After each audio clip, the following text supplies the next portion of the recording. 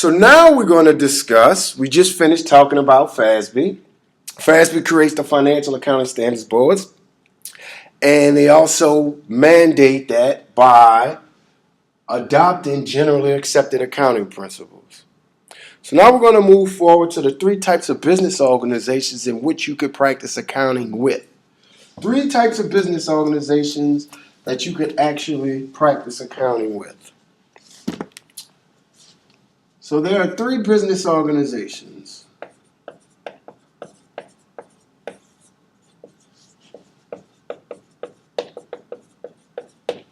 And following 3 are sole proprietorships,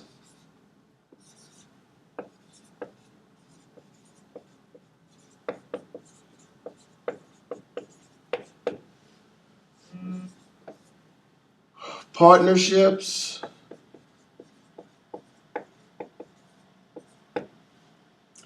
and corporations. 3 business organizations are sole proprietorships, partnerships, and corporations. And I'm going to describe the characteristics about these right now. So, sole proprietorships. What are sole proprietorships? Sole proprietorships are any businesses that are owned by one individual. One individual. Sole meaning one. Proprietor is the actual owner of the business. So there's only one owner of the business, and if you have a particular business and you're the only owner of that business, you're considered a sole proprietor and you have a sole proprietorship. So of course sole proprietorships can practice accounting as well. Now, a couple of characteristics I want to talk about for a sole proprietor.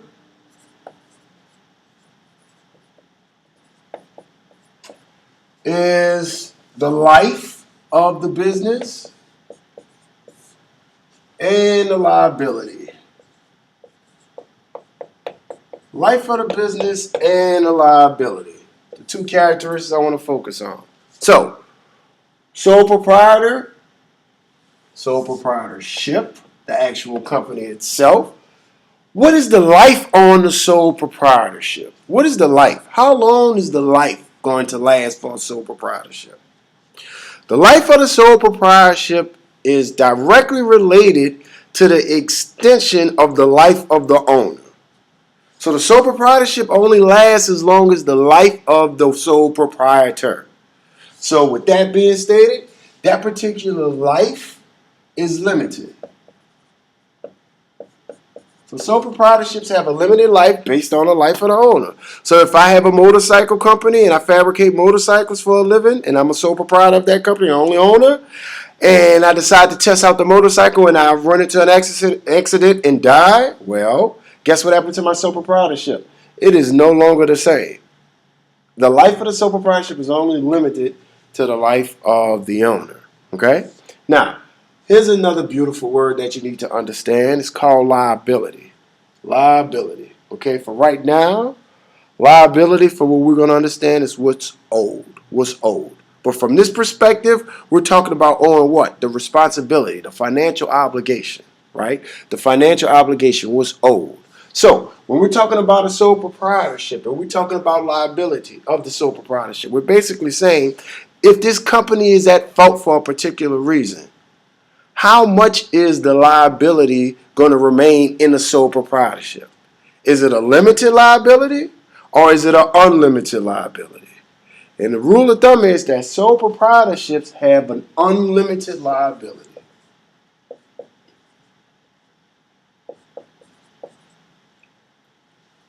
Unlimited liability to who? The owner. So the owner is going to take all the heat for the sole proprietorship because the liability is unlimited. Let me set it up with a beautiful example. Back to me with my motorcycle fabrication company, right? So I have this motorcycle fabrication company that builds choppers and bobbers for these fancy motorcycles and stuff, and I'm the sole proprietorship, right?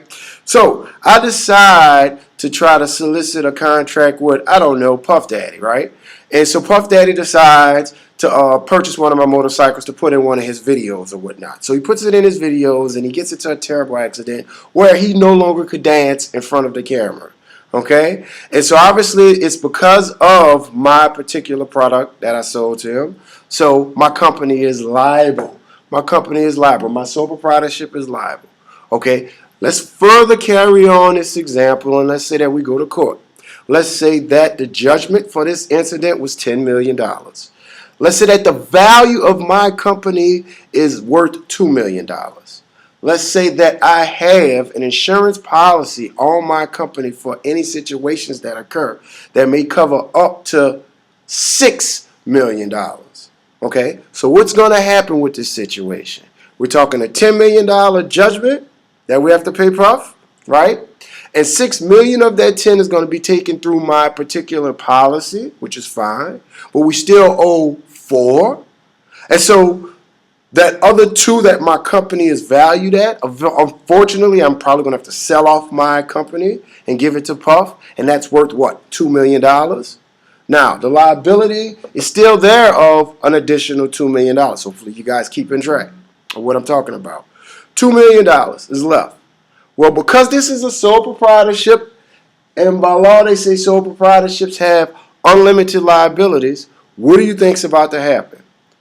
I am going to become, because I'm the sole proprietor, personally liable for the rest of that judgment, which means they're going to do what? They took the company, they're going to come take my house, my personal stuff, right?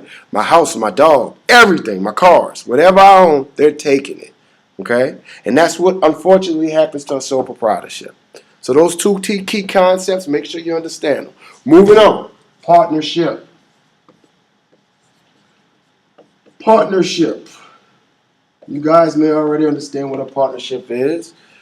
Partnership is a business in which 2 or more individuals join together to run for a profit. That's what a partnership is. So we're going to just keep the wheel going, and let's say that whoever I'm talking to that's listening right now, you are now a part of the particular company that I own with manufacturing. This is pre-Puff accident, so don't worry about that. Okay? And so now it's 50-50. We have 50-50 interest in it, so you own 50% of it, I own 50% of it. We are now what? Partners. That sole proprietorship turned into now what? Partnership. 2 or more people, or 2 people in this situation, working together for a profit, right? So, life of the partnership. What is the life of the partnership? Well, easy. It's the same thing in terms of the characteristic of the sole proprietorship. Life of the partnership is also limited, right? Limited to who? The life of the partners.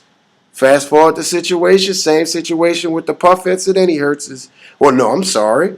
Before that, the situation that I used in I'm getting on a motorcycle and I'm testing it out and I get in an accident and die, well, guess what? That partnership is now dissolved. It's no longer valid anymore. They're going to have to reorganize another partnership. Why? Because the rule states that the minute one of the partners die or leave the partnership, it is no longer in that. It's no longer in existence. Okay? Now, the liability. Liabilities of partnership will follow the same umbrella as it would a sole proprietorship. Unlimited. So, back to what we were saying before. I have you as a partner with me now. Now we go into the Puff incident. So, moving forward, what's going to happen when Puff still needs $2 million in that situation? Well, they're going to come take my dog. They're going to take your cat. They're going to take your birds or whatever animals you have and cars you have and all that other stuff too.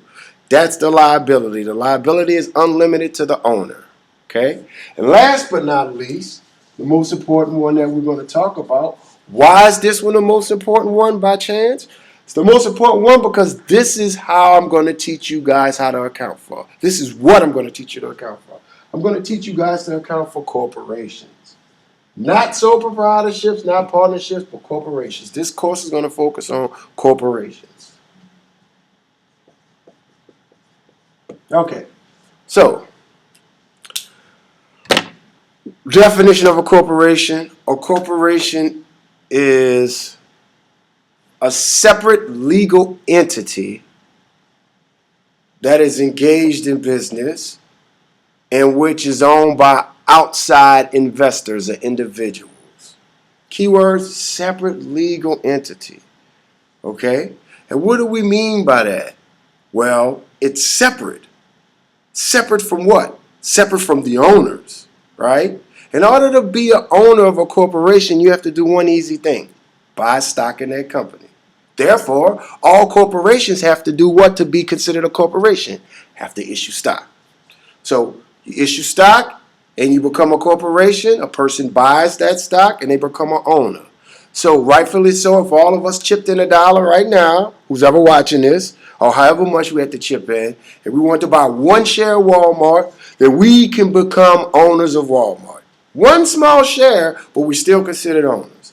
So that's how the ownership takes place with a corporation. You buy the stock. All right? So, in terms of the life of the corporation, because by definition we said it was a separate and legal entity. Legal entity, let me elaborate on that a little bit. In order to start a corporation, you have to get permission from the state in which the corporation resides. So that's how it becomes a legal entity. It gets permission from the state, and it becomes a particular corporation. And once it gets that permission from the state, it's a legal entity. It can pretty much do everything a human being could do except get married, literally. It can purchase stuff. It can be sued. It's a legal entity, okay? And so back to that, we're talking about the life of this legal entity. Because it's separate, keyword, because it's separate, what do you think the life of a corporation is?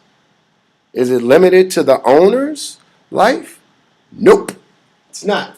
Corporations have unlimited life. Why?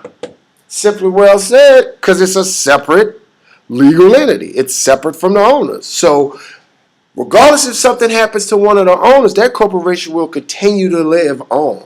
Okay? For example, I bought some stock in a Harley Davidson, right? I own Harley Davidson. I jump on my Harley Davidson and I get in an accident and die. Hate to be so morbid, but I'm trying to keep your attention going, right?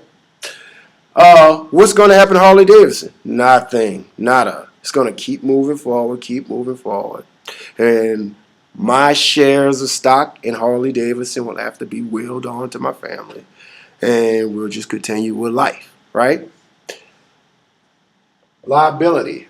Owner liability for a corporation. Owner liability for a corporation. First two examples, we saw what happens. You get sued, they could come and take your dogs, your cars, and everything. Why? Because the liability is unlimited. But what do you think the liability is in terms of the owner of the corporation? Let me give you a quick example.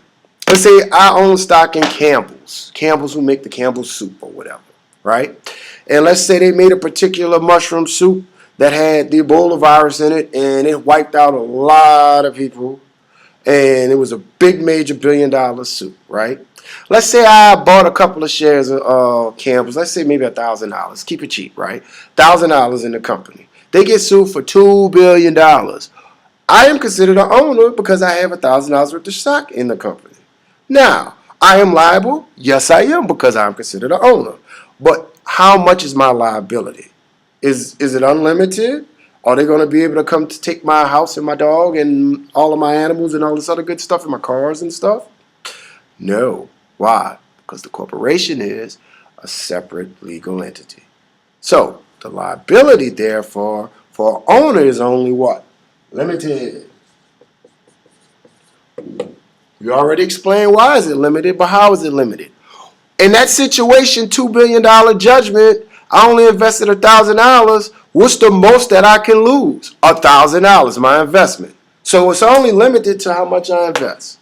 Okay? And so from that moving forward, we're going to stay targeting the corporation aspect of it. We're going to stay targeting that because that's what I'm going to teach you how to account for. Corporations. So there are a couple of other quick concepts I want to discuss about a corporation, and I'll do that in the next section.